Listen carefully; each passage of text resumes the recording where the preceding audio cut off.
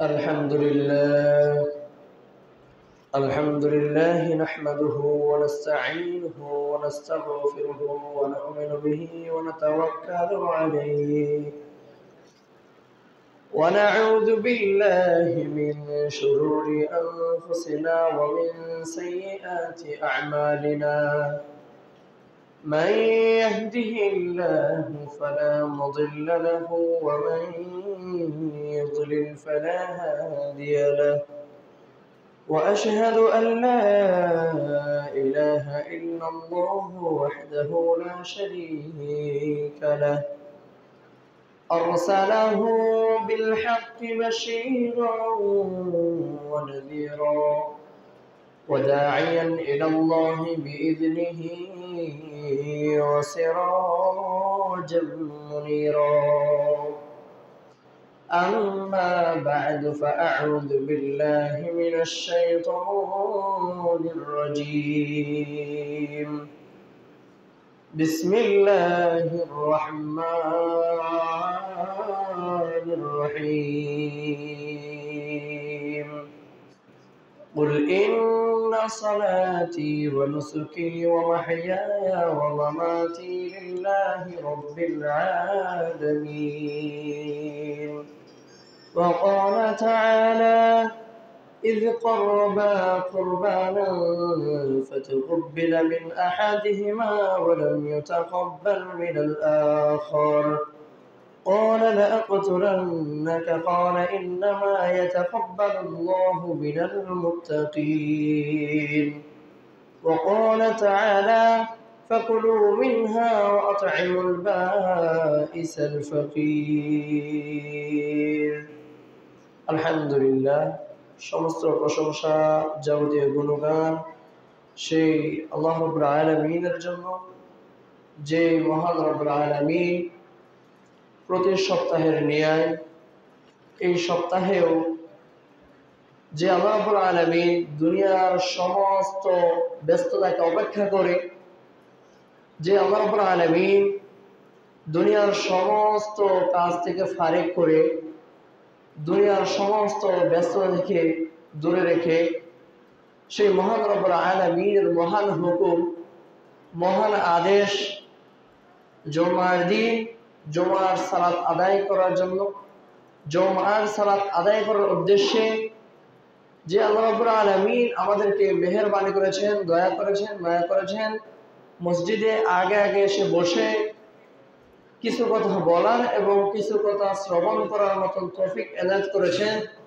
সেই আল্লাহ রাব্বুল আলামিনের দরবারে শুকরিয়া আদায় করি, সকলে বলি আলহামদুলিল্লাহ। অথবা অজস্র অগণিত শান্তির দ্বারা দরুদ ও সালাম বর্ষিত হোক সেই নবীর প্রতি, যার অক্লান্ত পরিশ্রমের মাধ্যমে আজ আমরা খুঁজে পেয়েছি শান্তির ধর্ম ইসলাম। সেই মহামানবের প্রতি দুরূদ পাঠ করি, সকলে বলি সাল্লাল্লাহু আলাইহি ওয়াসাল্লাম। সম্মানিত হাজিরিন, অত্র মসজিদের মুসল্লিয়ান ইকরাম, আজকে সংক্ষিপ্ত খুতবায় যে বিষয়টি নিয়ে আলোকপাত করার ইচ্ছা পোষণ করি, যে বিষয়টি নিয়ে কথা বলার ইচ্ছা পোষণ করি, সেই বিষয়টি হচ্ছে কুরবানির ইতিহাস। সম্মানিত হাজিরিন, আমরা হাঁটি হাঁটি পা পা করে ঈদুল আজহার দিকে এগিয়ে যাচ্ছি।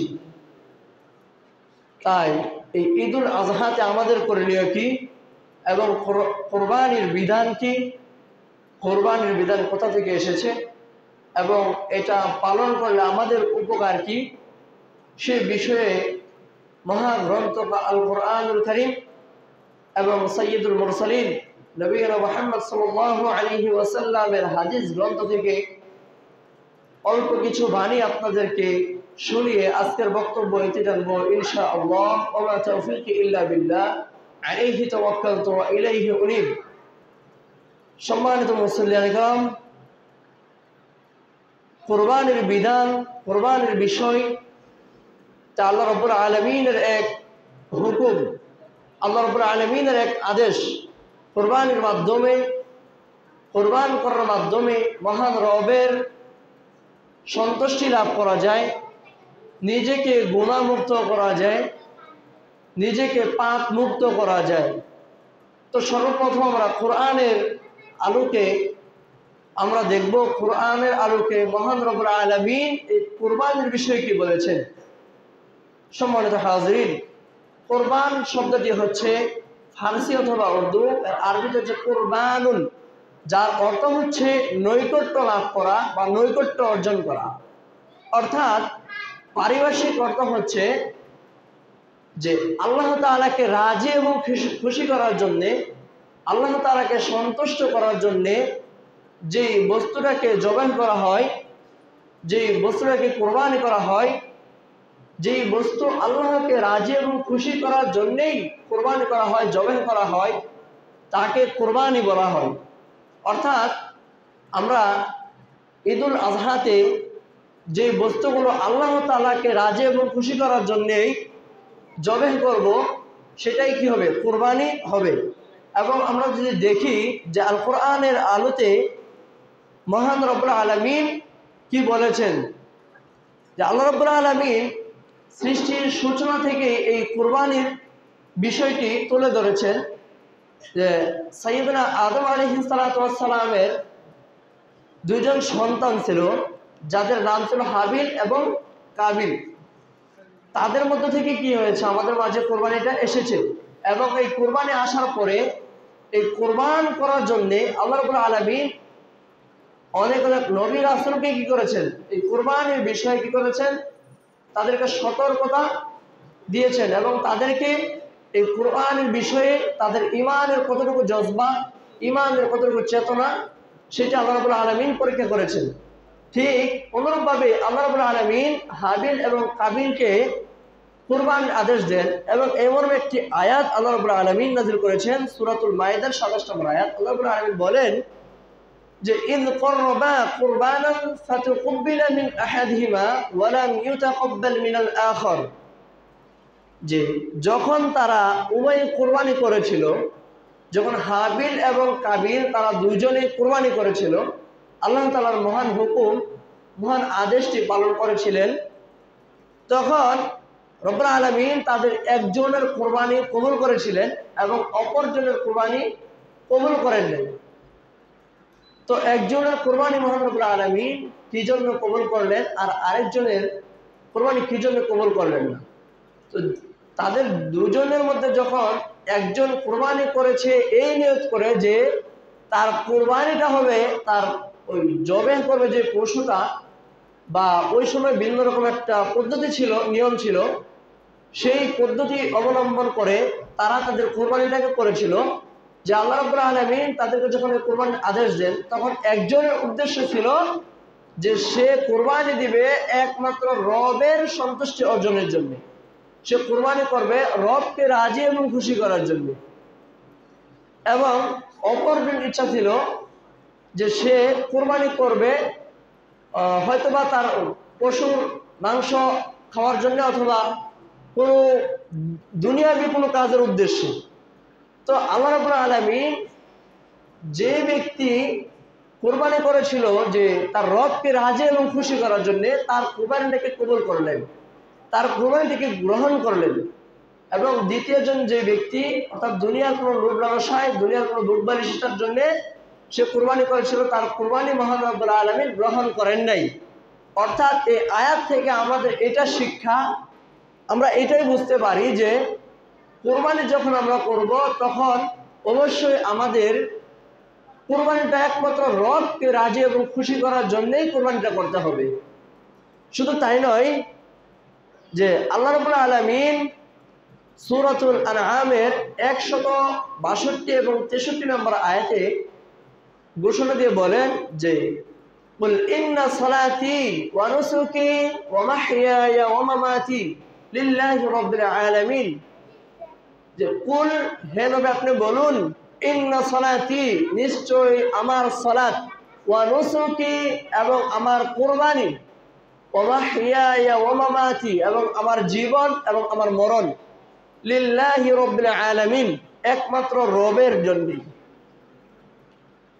তো অত আয়াত থেকে আমরা কি বুঝতে পারলাম যে এই আয়াতে আল্লাহ রাব্বুল আলামিন বলেছেন, রাসূল সাল্লাল্লাহু আলাইহি ওয়াসাল্লামকে বলেছেন যে হে রাসূল আপনি বলুন যে নিশ্চয়ই সালাত আমার, সালাত করতে হবে, সালাত আদায় করতে হবে, সালাত প্রতিষ্ঠিত করতে হবে, সালাত কায়েম করতে হবে একমাত্র রবের সন্তুষ্টির জন্য, একমাত্র রবকে রাজি এবং খুশি করার জন্য।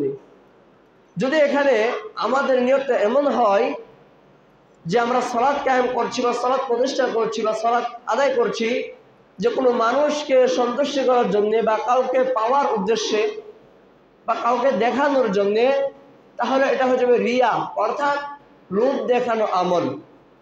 তাহলে অবশ্যই আমাদের সালাত, আমরা যখন সালাত আদায় করব তখন একমাত্র রবের সন্তুষ্টির অর্জনের জন্যই আমরা সালাতটা আদায় করি।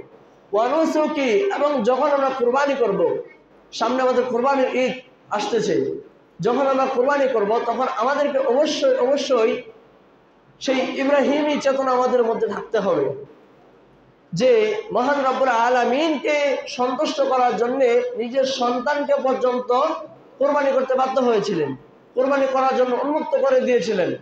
তো সেই রকম অনুপ্রেরণা, সেই রকম ইমানি চেতনা, সেই রকম ইমানি জজবা আমাদের ভিতরে থাকতে হবে।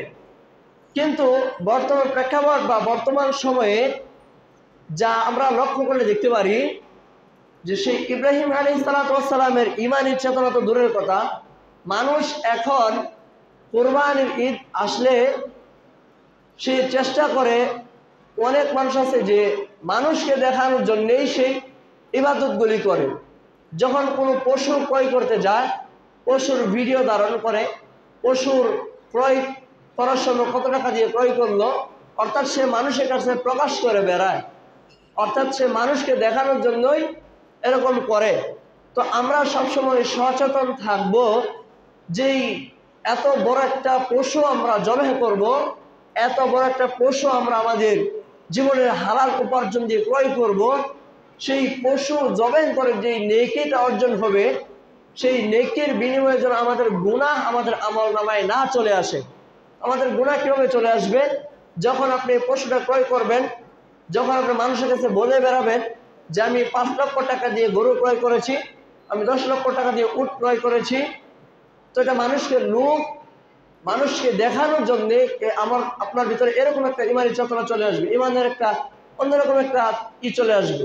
শয়তান আপনাকে আমাকে কুমন্ত্রণা দিবি যে শুধু খালি মানুষের কাছে বলে বেড়াও, সবাই তোমাকে দানবীর বলবে, সবাই তোমাকে কোটিপতি বলবে, সবাই তোমাকে বড়লোক বলবে। তো এই সমস্ত শয়তানের ফিতনা থেকে, শয়তানের কুমন্ত্রণা থেকে অবশ্যই আমাদেরকে এই কুরবানি করার সময় লক্ষ্য রাখতে হবে। আল্লাহ তাআলা যেন আমাদেরকে এই সমস্ত ফিতনা থেকে রক্ষা করেন।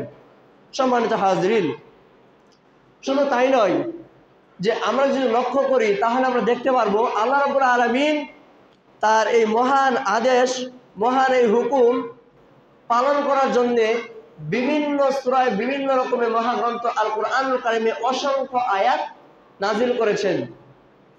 তো আল্লাহ রাব্বুল আলামিন সূরাতুল কাউসারের 2 নম্বর আয়াতটি নাজিল করে আল্লাহ রাব্বুল আলামিন বলেছেন যে ফাসাল্লি লিরাব্বিকা ওয়ানহার, কাজে তুমি তোমার প্রতিপালকের উদ্দেশ্যে সালাত কায়েম করো।